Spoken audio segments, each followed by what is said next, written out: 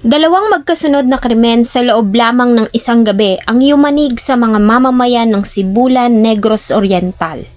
Sa nasabing insidente, 4 ang naging biktima, isang babae at 3 mga police personnel, kabilang na ang kanilang chief of police na si Police Captain Jose Edruhil Simafranca. Ang nakakagulat, ang tinuturong salarin ay isa ding pulis na si Police Staff Sergeant Bonifacio Saicon Jr. Ay lumano sa selos, nag-amok at namaril ang isang pulis sa Negros Oriental. 4 ang patay, kabilang ang 3 niyang kabaro.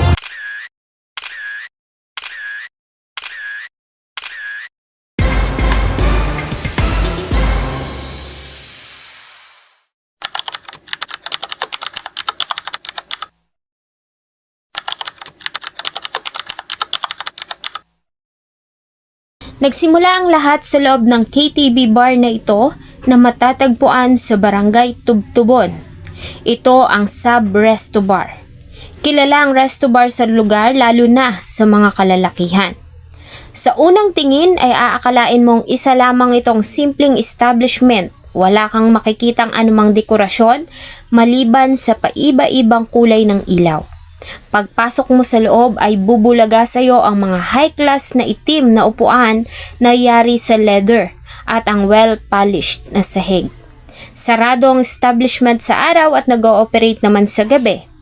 January 9, 2026, tulad ng karaniwang araw, nagbukas ang bar ng alas 7 ng gabi.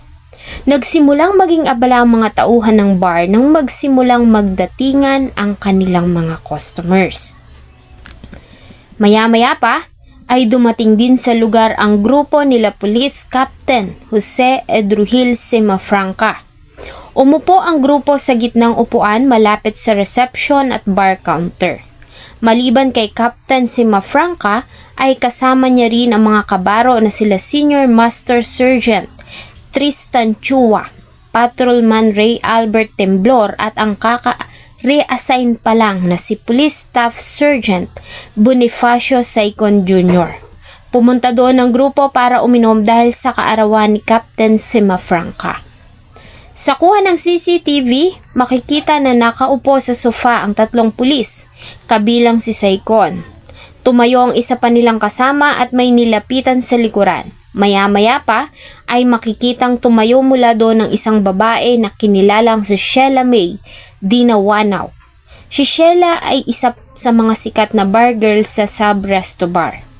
Matapos makipag-usap sa cashier ay umupo si Sheila May sa tabi ni Captain Simafranca. Subalit hindi pa nagtatagal ay makikitang tumayo mula sa kanyang kinauupuan ang isang lalaki na nakasombrelo na kinilalang si Police Staff Sergeant Saicon. Pagtayo sa upuan ay dinuro nito si Sheila May at nagpaputok ng 2 beses bago pumunta sa likuran. Di pa nasiyahan, makikita pa ang suspect na muling bumalik at muling pinaputukan si Sheila May. Dito na nagkagulo sa loob ng bar at dali-daling tumayo ang mga pulis na kasama nito. Bago lumabas ng bar ay nakuhaan pa ng CCTV si Saicon na pinaupo ang security guard. Dito na ito nahawakan ng mga kasamahan at dinala sa labas ng establishment. Sa labas naman ay naroon ang 2 pang mga pulis na kasama din ng grupo. Inatasan nito ni Captain Simafranca na tumawag ng ambulansya habang siya naman at ang mga kasama ay sumakay sa kanyang Mitsubishi Lancer. Dadalhin nila ang suspect sa presinto, subalit di pa man nakakalayo sa crime scene ay muling may umalingaw-ngaw na magkakasunod na putok ng baril. Sa gilid ng kalsada ay biglang huminto ang Mitsubishi Lancer na sinasakyan ng grupo. Dahil sa sunod-sunog na putok ay agad na rumisponde ang 2 pulis na nakasakay sa motorsiklo. Nang dumating sila sa area ay dinatnan nila ang sasakyan na bahagyang nakabalagbag sa gilid ng kalsada.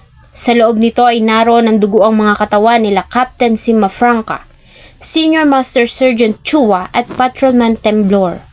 Subalit wala doon ang suspect na si Police Staff Sergeant Saicon. Sinubukan pang isugod sa pinakamalapit na paggamutan ng mga biktima, subalit diniklara ito ng mga emergency doctors na dead on arrivals dahil ito sa mga fatal gunshot wounds na tinamo ng mga biktima.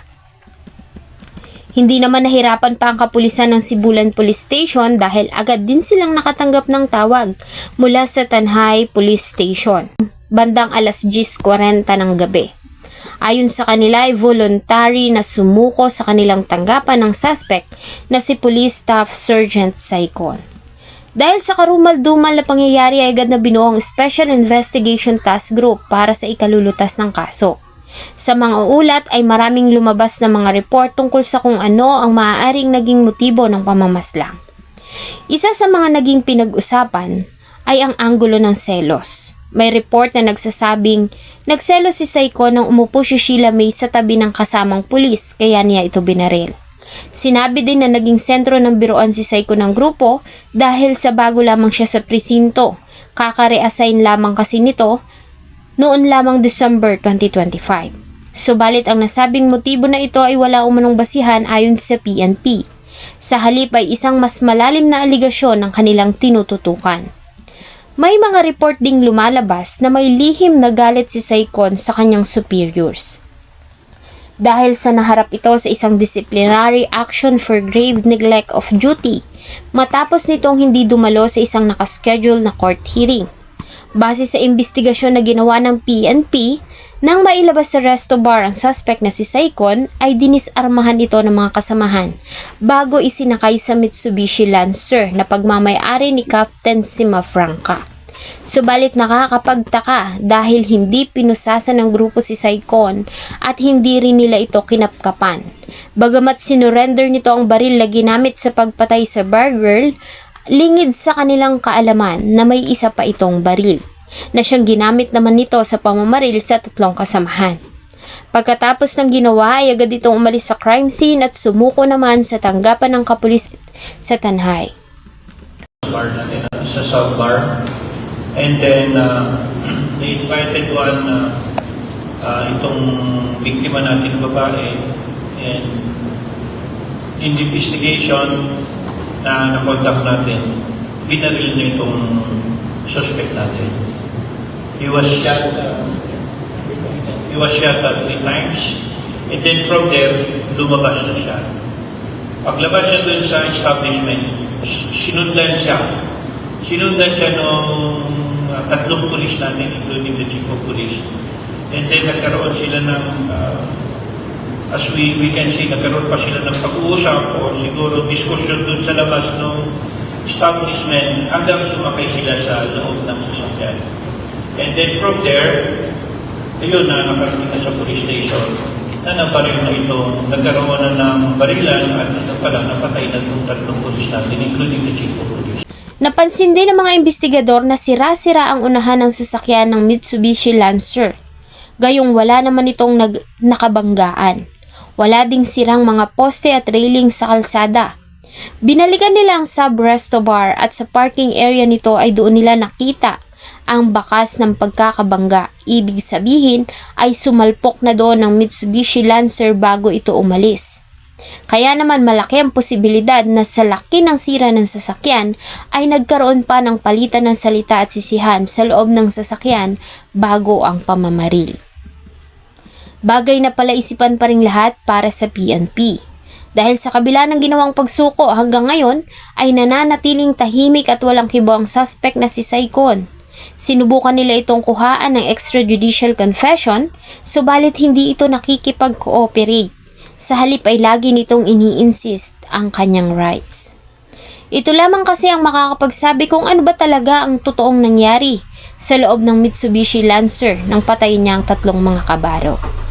Ganun pa man ay nagawa ng makakuha ng salaysay ng PNP mula sa mga testigo kabilang ng 2 pulis na rumisponde, mga staff at ang may-ari ng sub-resto bar. Gamit ang mga nasabing circumstantial evidence at ang ginawang pagsuko ni Saicon ay opisyal na itong sinampahan ng multiple murder case sa Prosecutor's Office ng Negros Oriental noong January 12, 2026. Ginanap ang inquest proceeding ng bandang alas 9:50 ng umaga. Si Saicon din ay nahaharap sa administrative case at maaari ng tuluyang matanggal sa serbisyo dahil sa kanyang ginawa. Ang biktima na si Sheila May Dinawanaw ay tubong Pagadian City, Zamboanga del Sur. Nabibilang ang kanilang pamilya sa mahihirap nating mga kababayan na naninirahan sa Pagadian. 9 silang magkakapatid at si Sheila May ang panglima. Dahil sa kalagayan nila ay hindi na nakapag-aral si Sheila May. Sa murang edad ay natuto na itong magtrabaho. Ito kasi ang tumatayong breadwinner ng pamilya. Ayon sa kanyang mga kapatid ay si Sheila May lang ang bumubuhay at tumataguyod sa 2 niyang anak. Ang panganay niya ay magtatapos na sa kursong midwifery at ang bunso naman nitong anak ay nasa senior high school.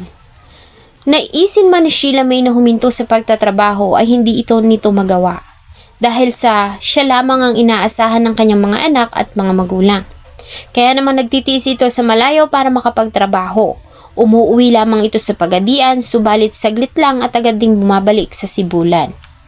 Ayon sa kanyang mga katrabaho ay masiyahan si Sheila May. Magaling itong kumanta at dahil nga sa maganda nitong pisikal na anyo ay paborito ito ng mga customers ng bar. Sa nangyari ay maraming katanungan ng mga netizens. Una, ay kung bakit nasa KTV bar ang mga pulis, ganong bawal sila sa anumang KTV bars.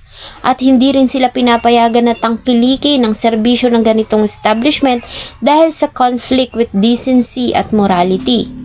Pangalawa, maliwanag na una nang namarilang suspect sa loob ng bar, bakit hindi nila ito pinusasan at kinapkapan alinsunod sa protocol.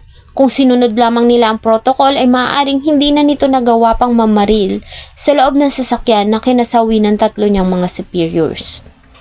Isang kursong criminology sa mga pinaka-challenging na kurso. Maliban sa 4 na taong pag-aaral ay napakahirap din ang mga ginagawa nilang training. Kasabay nito ay hindi rin biro na makapasa sa NAPOLCOM. Maliban sa oras, effort ay sadya ring napakagastos. Kaya naman nakakapanghinayang dahil sa kabila ng mga pinagdadaan ng hirap ay may iilan sa ating mga kapulisan ang itinatapon lamang ang lahat ng iyon dahil sa maling paggamit ng baril. Salamat po sa inyong patuloy na pagtangkilik sa atin pong mga videos. Huwag niyo pong kalimutang mag-iwan ng inyong salubin at suggestion sa atin pong comment section. Thank you so much po and see you on my next video.